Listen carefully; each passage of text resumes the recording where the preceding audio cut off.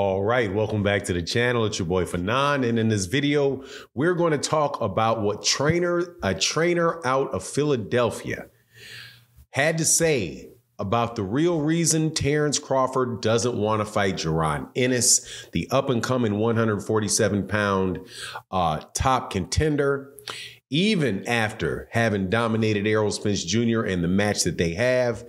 Let's talk about that in this video.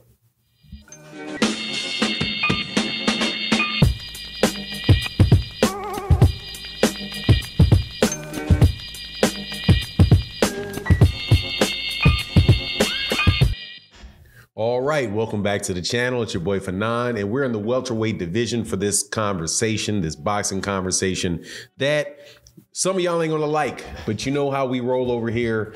We say what we want to say despite what you're gonna think about it. And in this particular case, we are gonna talk about one of the best fighter in boxing, the #1 pound for pound fighter in boxing, Terence Bud Crawford. And a challenge that he has sitting there waiting for him that he says that he is not going to take.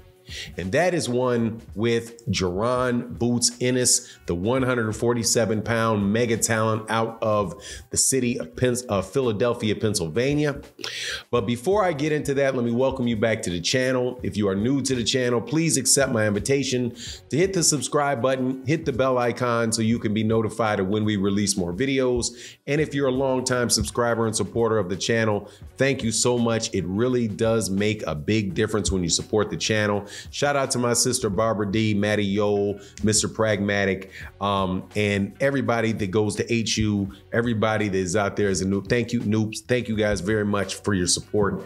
All right, look, gotta say thank you to the sponsor of this video, Boxing Showtime's app, and I want to introduce you to this really great app for hardcore boxing fans that want to know everything that's going on in boxing. It's a very accessible app right in your hands that you are able to see all of the upcoming fights, that are around your neighborhood, the ones that are going on at bars near you, boxing updates, boxing news, boxing profiles, tales of the tape, boxing tickets, official highlights, official replays. You got a dark mode if that's how you like to look at your screen, a bar locator, everything that you need to be to allow you the most access possible and information possible for the sport that we love.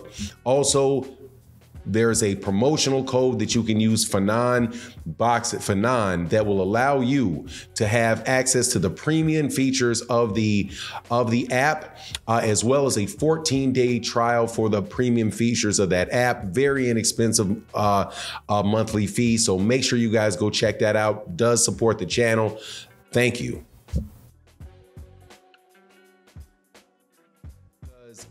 You know, we talk about everything in boxing, either in a live stream or videos. And sometimes, matter of fact, every time there's going to be somebody that isn't going to like what is being said. But that's not going to stop this channel from talking about what's being said and telling you exactly what I think about it. So as of right now, Terence Crawford should next be fighting Errol Spence Jr. in a rematch. For the undisputed, actually won't even be for the undisputed welterweight title, just a rematch at 154 pounds of their fight that took place for the undisputed championship at 147. Terence Crawford is beholden because of a rematch clause, and Errol Spence Jr. is trying to get a pound of flesh back for what he and his team obviously consider to be a subpar performance and something where he really didn't represent the best that he is.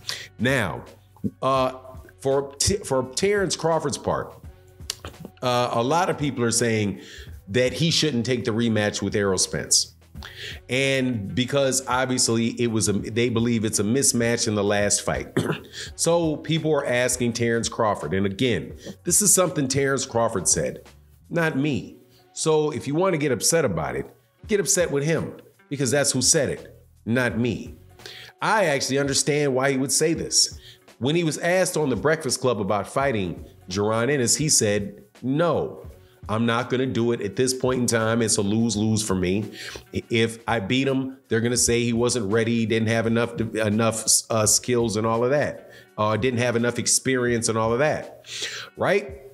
Well, there is a boxing trainer out of Philadelphia who, by the way, I think called, if I recall correctly, called the Errol Spence Jr. and Terence Crawford fight correctly. Talked about what would happen in a fight between Jaron Ennis and Terence Crawford. And this is being echoed by a lot of people in Philadelphia that have been in the gym with Jaron Ennis and know what kind of fighter he is. And the strange prediction was that listening to them talk about Terence Crawford and Jaron Ennis is very similar to listening to them talk about Terence Crawford and Errol Spence. And the specific prediction that the man gave was, he said, look, I see it being a tactical fight for the first 6 or 7 rounds until Jaron Ennis gets his bearings on Terence Crawford, figures him out, and then I see him stopping him somewhere between 8 and 9 rounds. Now, people can say the guy's from Philadelphia.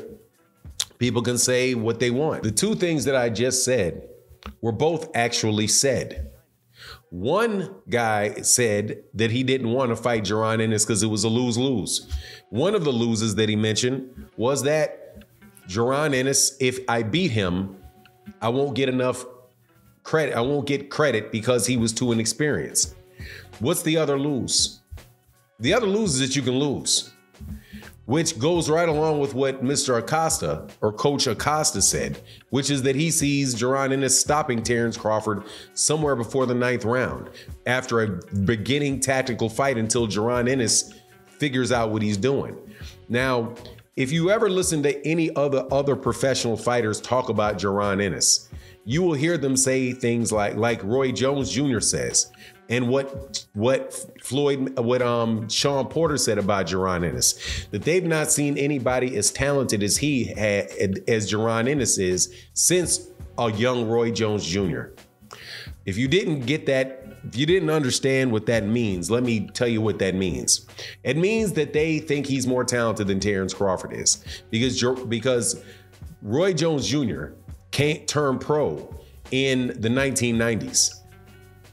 Career was half over before Terence Crawford even turned professional.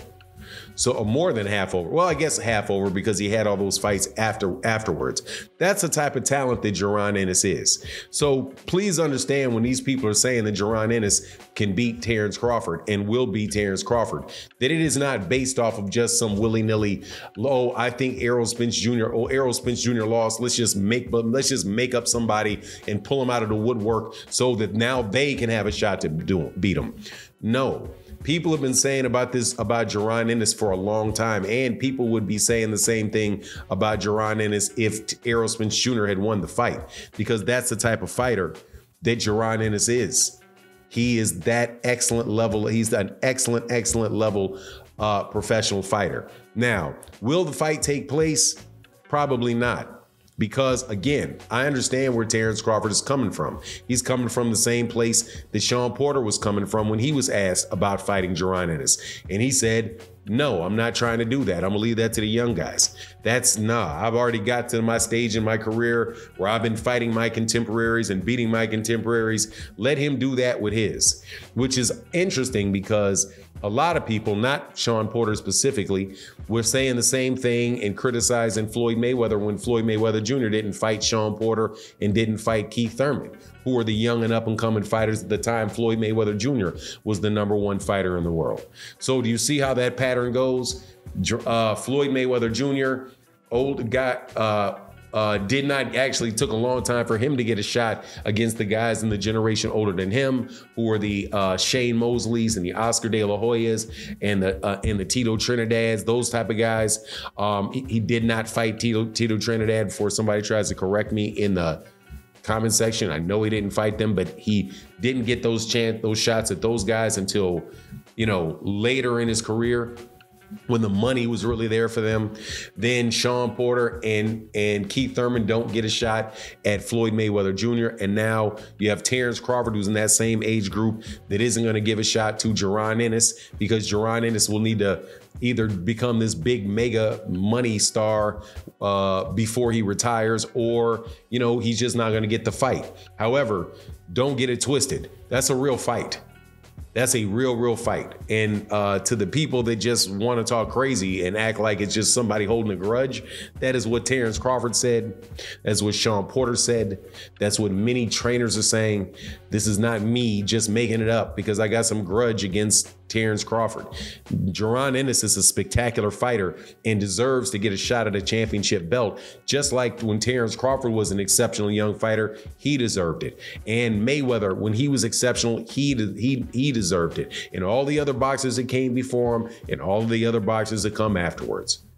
So anyway, that's my take on the matter. You let me know what you think in the comment section. And with that, I'm out. Deuces.